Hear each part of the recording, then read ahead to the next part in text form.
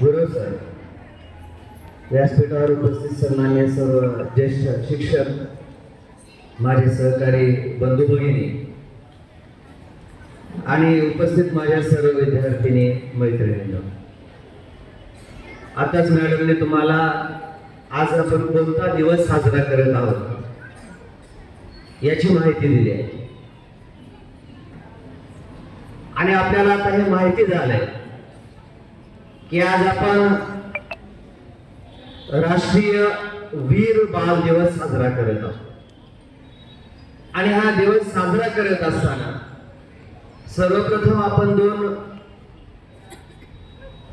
लहान बालवीरांच्या प्रतिमेला अभिवादन केलंय. कोण आहे ती बालक आणि आजच हा दिवस का साजरा केला जातो हे आपण सगळ्यांनी आवर्जून ऐकलं पाहिजे.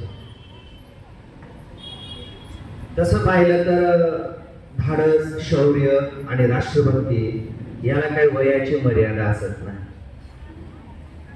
वयानं काय होतं बघा, आपल्याला अनुभव मिळतो. पण शौर्य, राष्ट्रभक्ती आणि धाडस हे वयाच्या पलीकडे आहे. आणि आपल्या समोर ज्या दोन बालवीरांच्या प्रतिमा आहेत यांचं कार्य आणि वय जर आपण पाहिलं तर निश्चित आपल्याला राष्ट्रभक्ती आणि शौर्य काय असतं याची प्रतीती आल्याशिवाय राहणार नाही. आज हा दिवस का साजरा केला जातोय सर्वप्रथम तुम्हाला सांगतो. घटना आहे 1705 मधली.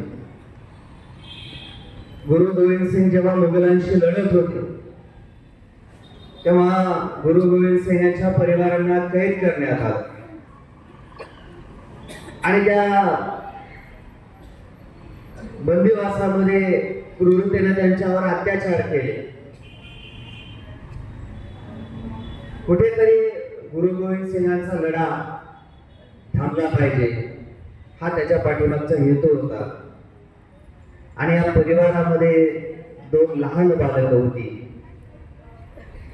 एक होते जोरावर सिंग वय वर्ष 9 आणि दुसरे होते फतेह सिंग वय वर्ष 5.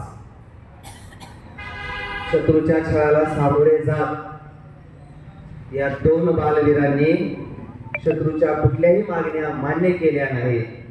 उलट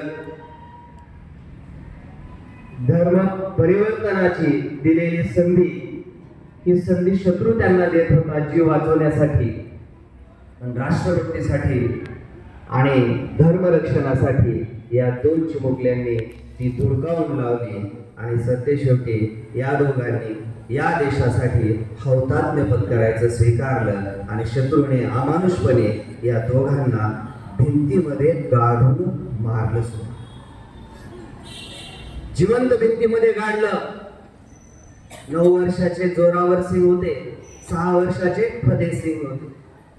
जेव्हा भिंतीमध्ये गाडत होते तेव्हा फतेह सिंग अभिमानानं आणि जोरावर सिंग मात्र त्यावेळेला थोडेसे खचले आणि रडायला लागले. कोणासाठी? फतेह सिंगसाठी.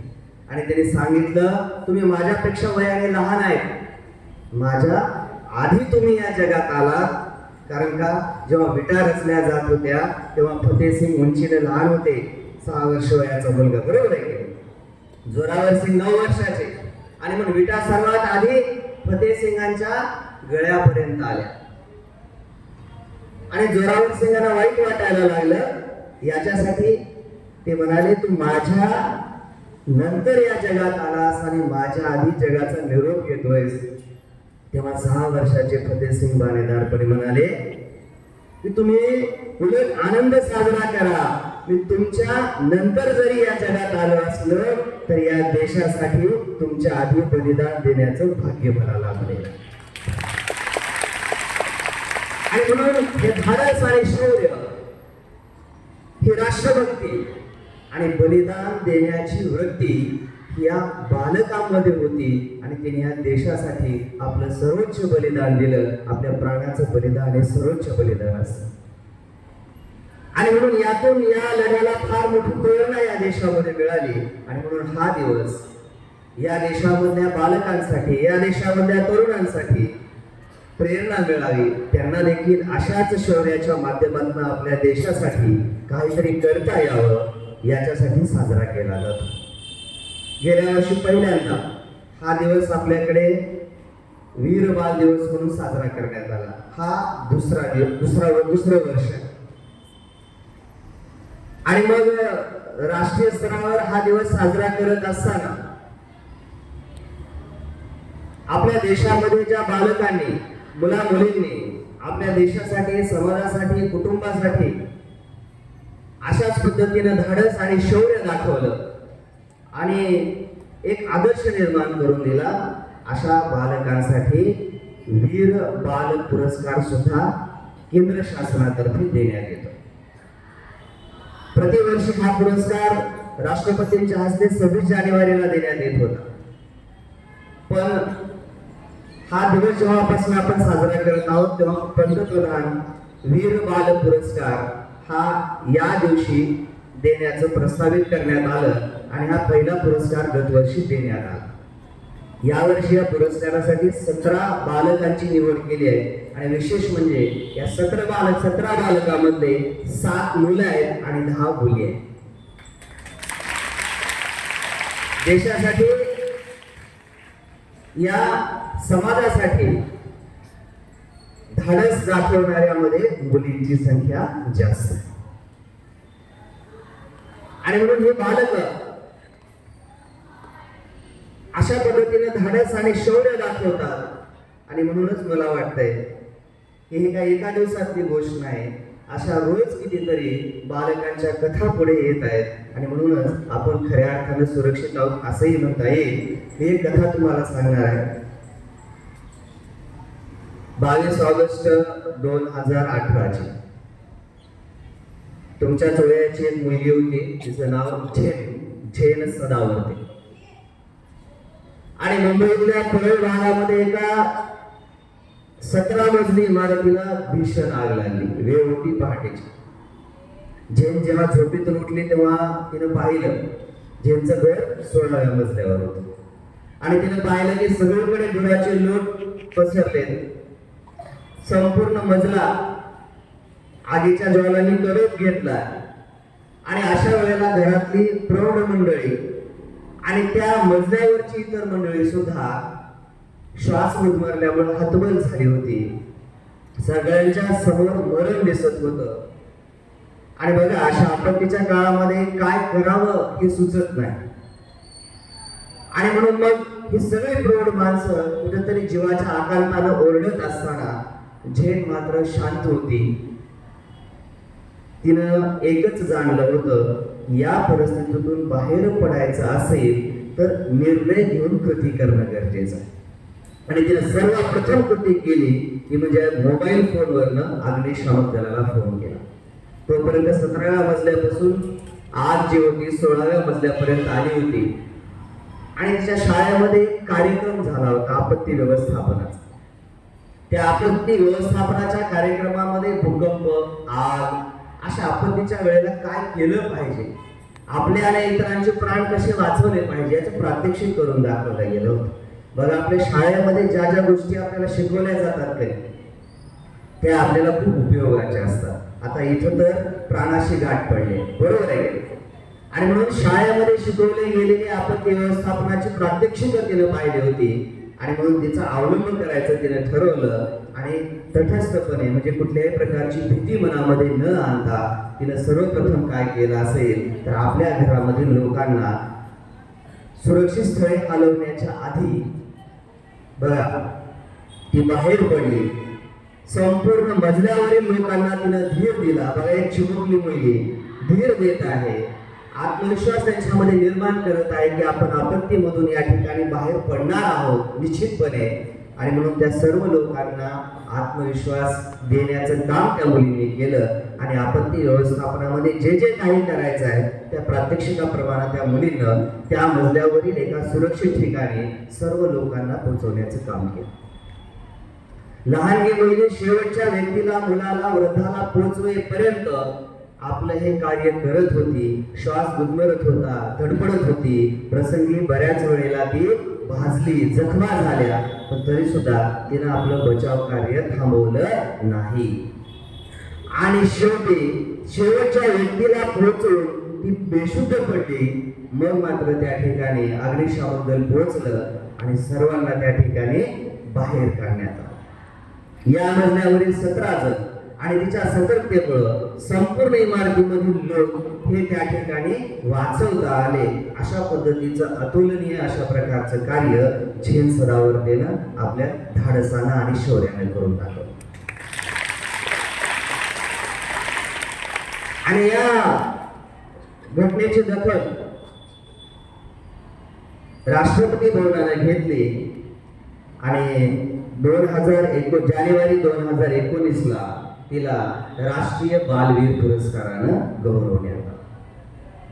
अशा पद्धतीने विद्यार्थी मैत्रिणींनो, आपण देखील आपल्या जीवनामध्ये धाडस दाखवणं फार महत्वाचं आहे. कारण शौर्य तेव्हाच दाखवता येतं जेव्हा आपल्या मनामध्ये धाडस असतं. आणि यातनं फक्त आपल्याला आपली सुरक्षा करायची नाही तर संपूर्ण समाजाची. बघा, झेननं काय केलं, स्वतःच्या सुरक्षेबरोबर कुटुंबाची सुरक्षा केली आणि त्या इमारतीमधील सर्व लोकांची सुरक्षा केली. अशा पद्धतीनं आपल्याला देखील या दिवसाचं स्मरण करून त्या पद्धतीनं वागायचं. तर आणखी एक कथा आहे, 2 मिनिटांमध्ये सांगू. ही कथा पण प्रेरणादायी आहे, कारण समाजामध्ये अनेक घटना घडत असतात. अशा वेळेला आपली संवेदनशीलता पण असणं गरजेचं आहे.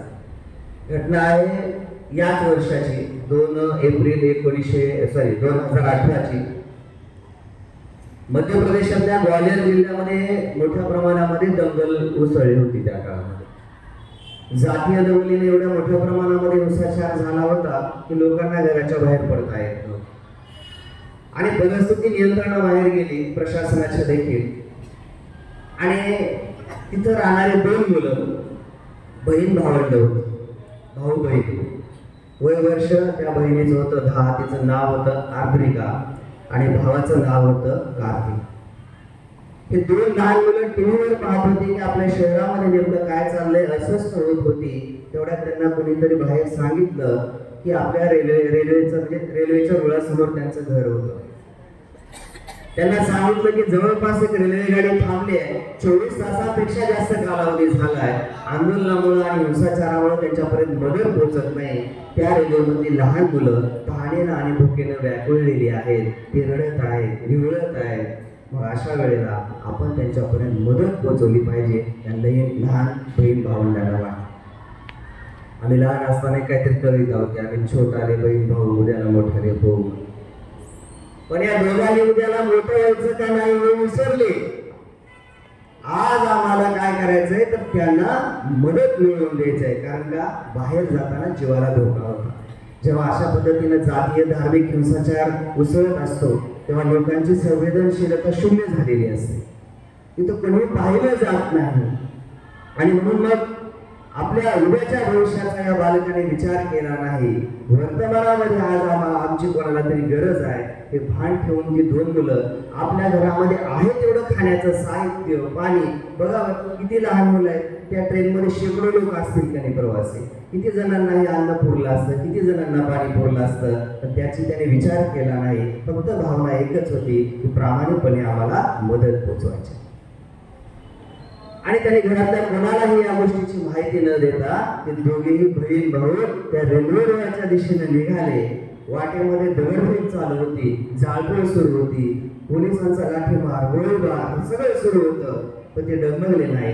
पोलिसांनी त्यांना अडवलं, घरी जाण्यासाठी सांगितलं. पण ते पुन्हा त्यांची नजर चुकून त्या रेल्वेपाशी थांबले. रेल्वेमध्ये लोक भेदरले होते, घाबरले होते. पण या 2 लहान मुलांच्या हातामध्ये काहीतरी खाण्याचं साहित्य आहे. पिशव्यामध्ये त्यांनी पाणी आणलंय हे त्यांनी पाहिलं आणि त्यांना दिलासा मिळाला. आणि ज्यांना ज्यांना शक्य होईल त्यांना त्या 2 लहान मुलांनी मदत केली. तिची आई आणि वडील त्या ठिकाणी आले तेव्हा या दोघांनी परत जाण्यास नकार दिला आणि सांगितलं आम्ही तेव्हाच परत येऊ जेव्हा तुम्ही पुन्हा या लोकांसाठी मदत घेऊन येऊ. आणि तिच्या समोर तिचे आई वडील देखील नतमस्तक झाले आणि त्यांनी आपल्या परिसरातील लोकांना धाडसाने सोबत घेतलं आणि त्या रेल्वेमधील लहान मुलांसाठी खाण्याचे साहित्य पाणी हे उपलब्ध केलं आणि अशा पद्धतीनं या दोन लहान मुलांनी आपल्या धाडसाने त्या प्रवाशांना मदत दिली. खूप लहान मुलं भुकेनं व्याकुळ झाली होती, तहानेनं व्याकुळ झाली होती. त्यांना मदत मिळवून देण्याचं काम हे आर्द्रिका आणि कार्तिकनं केलं. जेव्हा मग हिंसाचार थांबला, परिस्थिती पूर्ववत झाली, तेव्हा मग मात्र या दोघांच्या कामगिरीची माहिती राज्य शासनाला कळाली आणि राज्य शासनानं ही माहिती राष्ट्रपती भवन येथे सादर केली तपशीलवार. तेव्हा मग मात्र संपूर्ण देशातल्या न्यूज चॅनल्समध्ये, बातम्यांचे जे चॅनल्स असतात, मीडिया असतो, सगळीकडं या दोन बहीण भावांच्या कथा जगू लागल्या आणि भारत सरकारनं दखल घेऊन या दोघांनाही राष्ट्रीय वीर बाल पुरस्कारानं गौरवलं. आर्द्रिकाची कहाणी तर साता समुद्र पार गेली. लंडनमध्ये प्रिन्स डायना यांच्या स्मरणार्थ वीरतेचा एक पुरस्कार दिला जातो आणि म्हणून आर्द्रिकाच्या शौर्याची दखल घेऊन दिवंगत प्रिन्स डायना यांच्या स्मरणार्थ स्टँडिंग हिरो फ्रॉम इंडिया हा मानाचा पुरस्कार देखील आर्द्रिकाला देण्यात आला. अशा पद्धतीनं या बहीण भावांनी पुन्हा एकदा आपल्या देशामध्ये आपल्या शौर्याचं प्रतीक, आपल्या धाडसाच्या माध्यमातून आमच्या समोर एक मोठा आदर्श निर्माण करून दिला. आणि म्हणून आजचा दिवस केवळ मी सांगतो या गोष्टी ऐकण्याचा नाही, तर आपण देखील आपल्या जीवनामध्ये अशा शौर्य, धाडस आणि पराक्रमाच्या माध्यमातून प्रेरणा घ्यायची आहे. खरंच प्रत्येकाला कुठे युद्धाला जायचं नाही, पण कधी कधी अशा युद्धापेक्षाही बिकट परिस्थिती आपल्या समोर उभी राहते, तेव्हा हे धाडस आणि शौर्य दाखवणं गरजेचं असतं. हेच आजच्या दिवसामध्ये आपण सगळ्यांनी शिकून घ्यायचं आहे. मला या ठिकाणी बोलण्याची संधी दिली, दोन गोष्टी मला आपल्यासमोर सांगता आल्या, याच्याबद्दल मी शाळेचे खूप आभार मानतो. धन्यवाद.